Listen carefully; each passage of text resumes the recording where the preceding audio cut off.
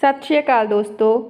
धर्मपाल जी अपने कमरे विच अपनी पत्नी शीतल नाल बैठे हुए रोजाना की तरह अपने कारोबार का हाल चाल सुना रहे सी। इन्ने विच वड्डा पुत्त आया ते बोलिया, पिता जी जरा गले की चाबी दिओ। क्योंकि की होया, क्यों चाहिदी है चाबी? कुछ नहीं, बस 15,000 रुपए चाहिए सी पिता जी। तुहानू तो पता है मैं गड्डी की रिपेयर कराउणी आ। चंगा ठीक आ। धर्मपाल जी ने अपनी पत्नी शीतल नूं कहा, इसनूं चाबी दे दे। शीतल ने अपने कमर नालों चाबी का गुच्छा ला के दे दिंदी है। वड्डा पुत्त हाले जांदा ही सी कि इन्ने नूं छोटा पुत्त आ जांदा है। छोटा पुत्त कहता है, पिता जी बच्चों की फीस भरनी है, 20,000 रुपए चाहिए हैं, दे दिओ। मेरी तनख्वाह नहीं आई हाले, जदों आ जाएगी तो मैं तुहानू वापस कर देवांगा। पिता जी सब जानते सी, सब समझते सी कि दोवें पुत्त की कर रहे हैं, पर यही सोच के चुप कर जाते सी कि की फर्क पैंदा है, अपने ही बच्चे हैं। वैसे तो धर्मपाल जी कदे मना नहीं करते सी गले की चाबी देण नूं, पर कदी कारण पुछ भी लेंदे तां बच्चे कहंदे, की पिता जी तुहानू साडे उत्ते भरोसा नहीं? इस गल ते धर्मपाल जी हस दिंदे। शीतल हमेशा उन्हां नूं टोकदी कि बच्चियां उपर इन्ना ना लटाई जाओ, पर धर्मपाल जी एक नहीं मनदे ते कहंदे, शीतल तू तो जानदी आ बच्चे मेरी जान हन, पर अपने बुढ़ापे दे लई भी तां कुछ। शीतल बुढ़ापे की चिंता तू ना कर, अपने दोवें पुत्त बड़े होनहार हन, बहुत प्यार करते हैं साडे नाल। जो संस्कार असीं अपने बच्चों नूं दित्ते हन उन्हां दे रहिंदे सानू कोई परेशानी नहीं आ सकदी। शीतल चुप कर जाती है, पर मन विच किते ना किते विचार तां चलदे ही रहिंदे सी।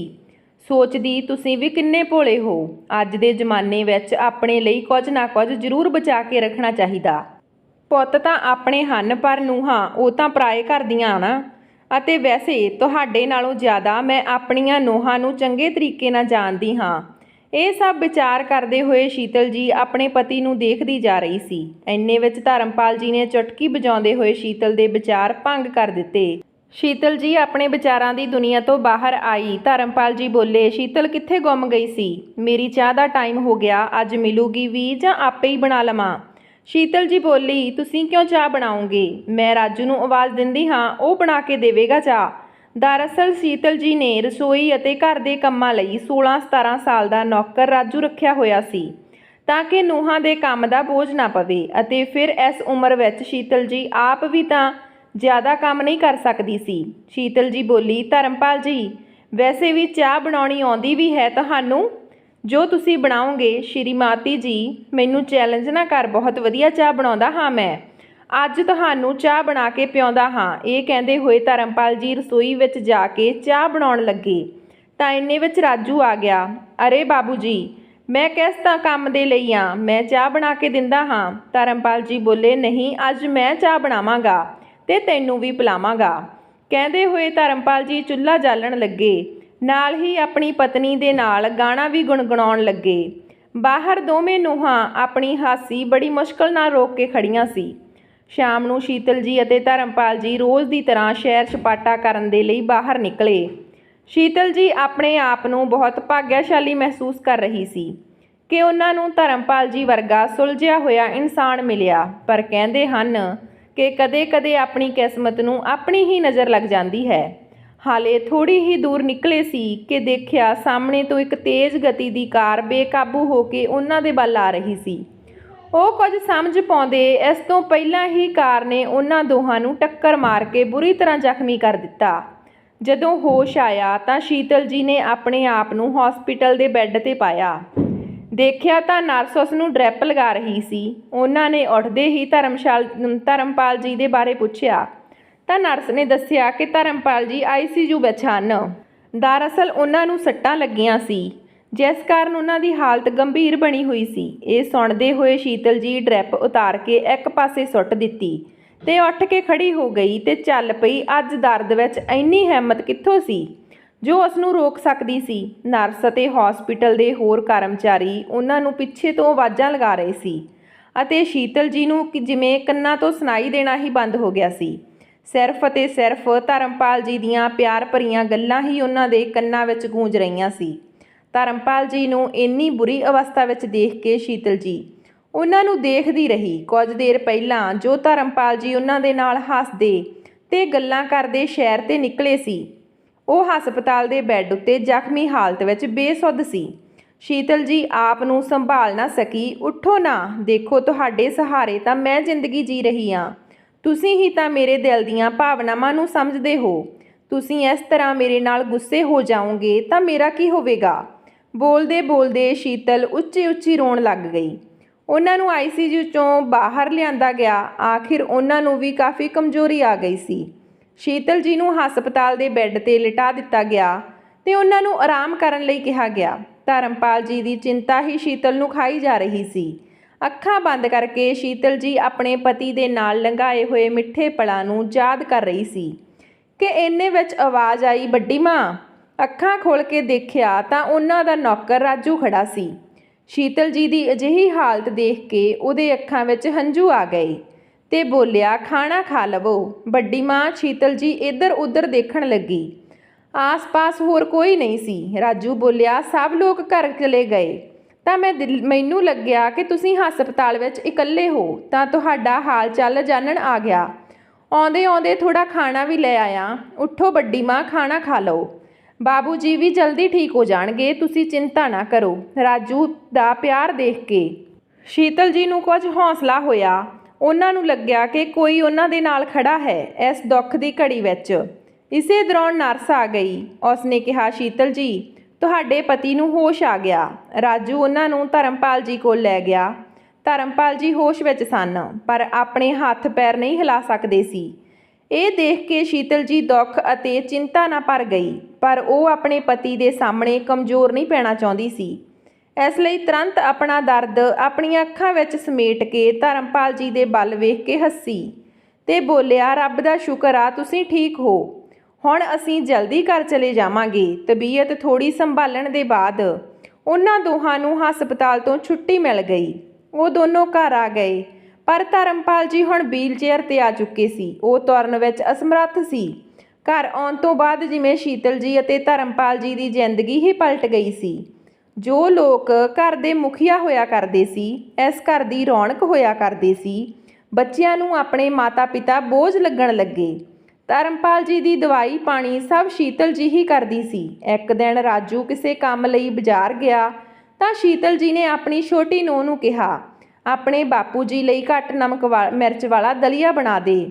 ਤਾਂ ਨੂੰਹ ਨੇ ਟਕਾ ਕੇ ਜਵਾਬ ਦੇ ਦਿੱਤਾ ਤੇ ਬੋਲੀ, ਮਾਂ ਜੀ ਸਾਨੂੰ ਹੋਰ ਵੀ ਬਹੁਤ ਕੰਮ ਹਨ ਅਤੇ ਪਿਛਲੇ ਕੁਝ ਦਿਨਾਂ ਤੋਂ ਜੋ ਘਰ ਦੀ ਹਾਲਤ ਚੱਲ ਰਹੀ ਆ, ਅਸੀਂ ਕਿਟੀ ਪਾਰਟੀ ਵਿੱਚ ਵੀ ਨਹੀਂ ਜਾ ਸਕੇ। ਤੁਸੀਂ ਇਹ ਕੰਮ ਆਪ ਹੀ ਕਰ ਲਵੋ ਤਾਂ ਚੰਗਾ ਹੋਵੇਗਾ। ਇਹ ਕਹਿੰਦੇ ਹੋਏ ਨੂੰ ਤਿਆਰ ਹੋ ਕੇ ਕਿਟੀ ਪਾਰਟੀ ਵਿੱਚ ਚਲੀ ਗਈ।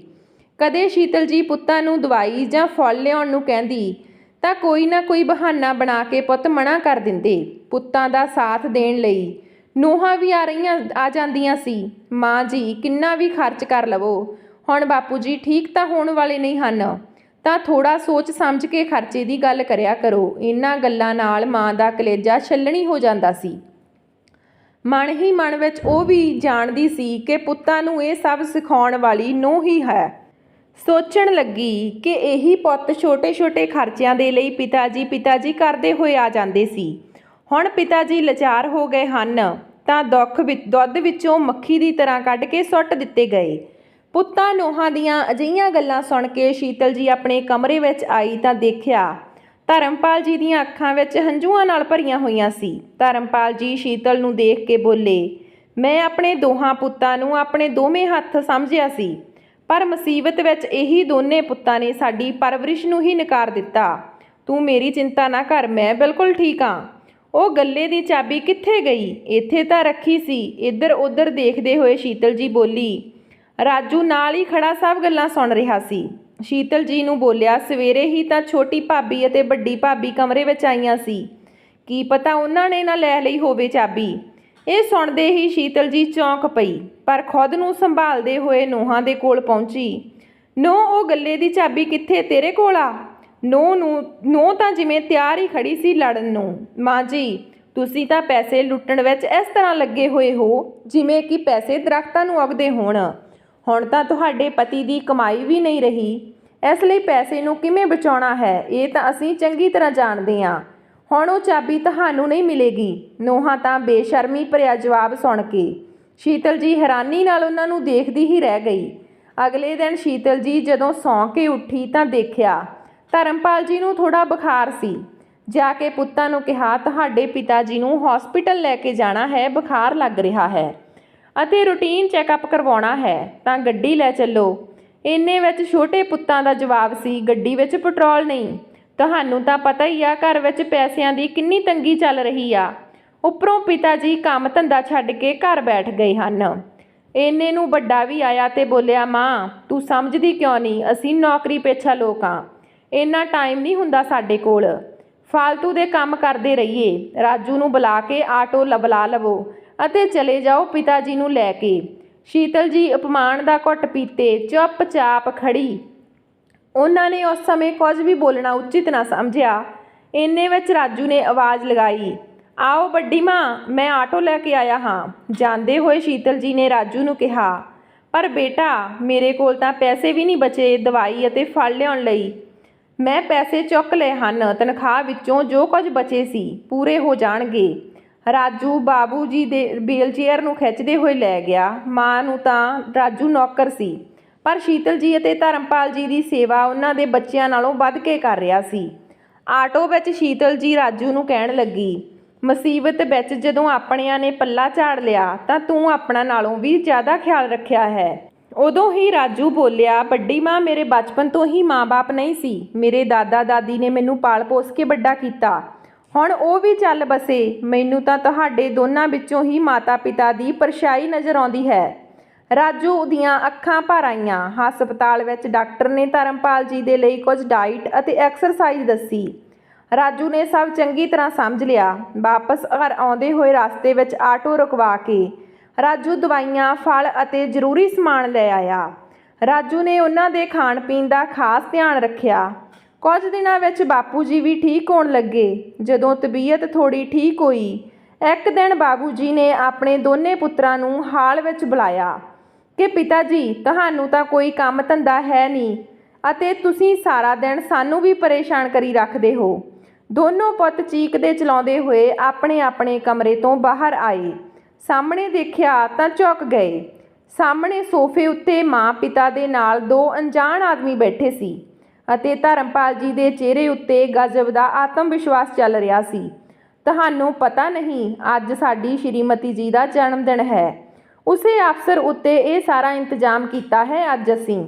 ਕਹਿੰਦੇ ਹੋਏ ਧਰਮਪਾਲ ਜੀ ਨੇ ਸ਼ੀਤਲ ਜੀ ਨਾਲ ਕੇਕ ਕੱਟਿਆ। ਸ਼ੀਤਲ ਜੀ ਨੂੰ ਗਿਫਟ ਦਿੰਦਿਆਂ ਬੋਲੇ, ਤੁਹਾਡੇ ਲਈ ਆਪਣੀ ਪਸੰਦ ਦੀ ਮਹਿੰਗੇ ਵਾਲੀ ਸਿਲਕ ਦੀ ਸਾੜੀ। ਦੋਵੇਂ ਨੂੰਹਾਂ ਦੇ ਮੂੰਹ ਖੁੱਲ੍ਹੇ ਦੇ ਖੁੱਲ੍ਹੇ ਰਹਿ ਗਏ। ਕੀ ਹੋਇਆ, ਹੈਰਾਨ ਹੋ ਗਏ ਕਿ ਇਹ ਲਾਚਾਰ ਨਿਕੰਮੇ ਬੁੱਢੇ ਕੋਲ ਇੰਨੇ ਪੈਸੇ ਕਿੱਥੋਂ ਆ ਗਏ। ਚਲੋ ਅੱਜ ਤੁਹਾਨੂੰ ਲੋਕਾਂ ਨੂੰ ਵੀ ਸਰਪ੍ਰਾਈਜ਼ ਦਿੰਦਾ ਹਾਂ। ਧਰਮਪਾਲ ਜੀ ਨੇ ਆਪਣੇ ਨਾਲ ਖੜੇ ਦੋਵੇਂ ਵਿਅਕਤੀਆਂ ਨੂੰ ਜਾਣਕਾਰੀ ਦਿੱਤੀ।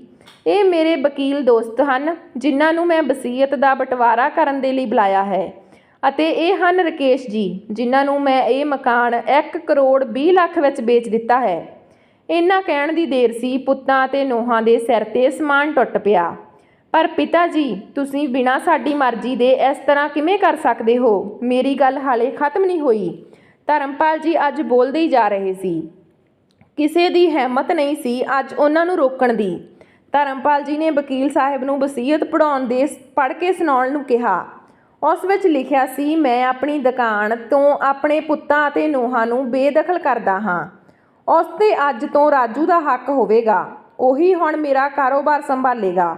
ਇਸ ਮਕਾਨ ਨੂੰ ਵੇਚਣ ਤੋਂ ਜੋ ਪੈਸਾ ਆਵੇਗਾ ਉਸ ਦਾ ਅੱਧਾ ਹਿੱਸਾ ਮੈਂ ਆਪਣੇ ਪੋਤਾ ਪੋਤੀ ਦੇ ਨਾਮ ਜਮ੍ਹਾਂ ਕਰ ਦੇਵਾਂਗਾ, ਜੋ ਕਿ ਉਹਨਾਂ ਦੇ ਬਾਲਿਗ ਹੋਣ 'ਤੇ ਉਹਨਾਂ ਨੂੰ ਮਿਲ ਜਾਵੇਗਾ, ਅਤੇ ਬਾਕੀ ਰਕਮ ਨਾਲ ਇੱਕ ਛੋਟਾ ਜਿਹਾ ਮਕਾਨ ਖਰੀਦ ਰਿਹਾ ਹਾਂ ਜਿਸ ਵਿੱਚ ਮੈਂ, ਮੇਰੀ ਪਤਨੀ ਅਤੇ ਰਾਜੂ ਅਸੀਂ ਤਿੰਨੋਂ ਰਹਾਂਗੇ, ਅਤੇ ਮੇਰਾ ਪੋਤਾ ਅਤੇ ਪੋਤੀ। ਇਸ ਘਰ ਦੇ ਦਰਵਾਜ਼ੇ ਹਮੇਸ਼ਾ ਖੁੱਲ੍ਹੇ ਰਹਿਣਗੇ। ਹੁਣ ਧਰਮਪਾਲ ਜੀ ਬੋਲੇ, ਤੁਹਾਡੇ ਕੋਲ ਸਿਰਫ 10 ਦਿਨ ਦਾ ਟਾਈਮ ਹੈ ਆਪਣੇ ਰਹਿਣ ਦਾ ਇੰਤਜ਼ਾਮ ਕਿਤੇ ਹੋਰ ਕਰਨ ਲਈ, ਕਿਉਂਕਿ 10 ਦਿਨ ਦੇ ਬਾਅਦ ਇਸ ਘਰ 'ਤੇ ਰਕੇਸ਼ ਦਾ ਹੱਕ ਹੋਵੇਗਾ। ਮੈਂ ਹਾਲੇ ਤੱਕ ਤਾਂ ਇਸ ਵਹਿਮ ਵਿੱਚ ਸੀ ਕਿ ਮੇਰੇ 2 ਬੇਟੇ ਹਨ ਜੋ ਬਹੁਤ ਹੋਣਹਾਰ ਹਨ, ਪਰ ਇੱਥੇ ਸਭ ਆਪਣੇ ਆਪਣੇ ਸਵਾਰਥ ਵਿੱਚ ਜੀ ਰਹੇ ਹਨ। ਸ਼ੁਕਰ ਹੈ ਮਾਲਕ ਦਾ ਜੋ ਸਾਨੂੰ ਅਜਿਹਾ ਦੁੱਖ ਦਿੱਤਾ ਜਿਸ ਦੇ ਕਾਰਨ ਮੈਨੂੰ ਦੁਨੀਆ ਦੀ ਅਸਲੀਅਤ ਸਾਫ਼-ਸਾਫ਼ ਦਿਖਾਈ ਦੇਣ ਲੱਗੀ। ਮੁਸੀਬਤ ਦੇ ਟਾਈਮ ਵਿੱਚ ਵੀ ਤੁਹਾਨੂੰ ਸਿਰਫ ਅਤੇ ਸਿਰਫ ਪੈਸਾ ਹੀ ਦਿਖ ਰਿਹਾ ਸੀ। ਮੈਂ ਤਾਂ ਕਦੋਂ ਦਾ ਇਸ ਦੁਨੀਆ ਤੋਂ ਚਲਾ ਗਿਆ ਹੁੰਦਾ, ਆਪਣੇ ਲਾਚਾਰ, ਬੇਕਾਰ, ਅਪਾਹਿਜ ਸਰੀਰ ਦੇ ਨਾਲ ਕਦੋਂ ਤੱਕ ਜਿਉਂਦਾ। ਇਹ ਸਭ ਮੇਰੀ ਪਤਨੀ ਅਤੇ ਰਾਜੂ ਦੀ ਸੇਵਾ ਦਾ ਫਲ ਹੈ, ਜੋ ਅੱਜ ਮੈਂ ਬਿਲਕੁਲ ਤੰਦਰੁਸਤ ਹਾਂ। ਅਸਲ ਵਿੱਚ ਬੇਟੇ ਦਾ ਫਰਜ਼ ਨਾਲ ਰਾਜੂ ਨੇ ਹੀ ਨਿਭਾਇਆ ਹੈ। ਪਿਤਾ ਜੀ, ਉਹ ਨੌਕਰ ਹੈ, ਉਸ ਨੂੰ ਨੌਕਰ ਦੀ ਜਗ੍ਹਾ 'ਤੇ ਹੀ ਰੱਖੋ। ਤੁਹਾਡੇ ਪੁੱਤ ਅਸੀਂ ਹਾਂ। ਪੁੱਤ ਦੀ ਗੱਲ ਸੁਣ ਕੇ ਧਰਮਪਾਲ ਜੀ ਬੋਲੇ, ਬਣੀ ਹੋਈ ਤਨਖਾਹ ਦੇ ਇਲਾਵਾ ਦਿੱਤਾ ਹੀ ਕੀ ਆ ਮੈਂ ਰਾਜੂ ਨੂੰ। ਪਰ ਰਾਜੂ ਨੇ ਤਾਂ ਆਪਣਾ ਜੀਵਨ ਦਾਨ ਦਿੱਤਾ ਮੈਨੂੰ, ਮੇਰੀ ਪਤਨੀ ਦੇ ਬੁਢਾਪੇ ਦੀ ਲਾਠੀ ਬਣਿਆ ਹੈ। ਹੁਣ ਦੋਵੇਂ ਪੁੱਤ ਨੂੰਹਾਂ ਮਾਂ ਦੇ ਪੈਰਾਂ 'ਚ ਡਿੱਗ ਕੇ ਮਾफ़ੀ ਮੰਗ ਰਹੇ ਸੀ ਤੇ ਬੋਲੇ, ਸਾਡੇ ਤੋਂ ਬਹੁਤ ਵੱਡੀ ਗਲਤੀ ਹੋਈ ਹੈ, ਤੁਸੀਂ ਹੀ ਸਮਝਾਓ ਪਿਤਾ ਜੀ ਨੂੰ, ਅਸੀਂ ਤੁਹਾਡੇ ਬੱਚੇ ਹਾਂ। ਇਹ ਗੱਲ ਉਦੋਂ ਕਿਉਂ ਯਾਦ ਨਹੀਂ ਆਈ ਜਦੋਂ ਮੈਂ ਲਾਚਾਰ ਹੋ ਕੇ ਤੁਹਾਡੇ ਸਾਹਮਣੇ ਤੁਹਾਡੇ ਪਿਤਾ ਦੀ ਜ਼ਿੰਦਗੀ ਦੀ ਭੀਖ ਮੰਗ ਰਹੀ ਸੀ।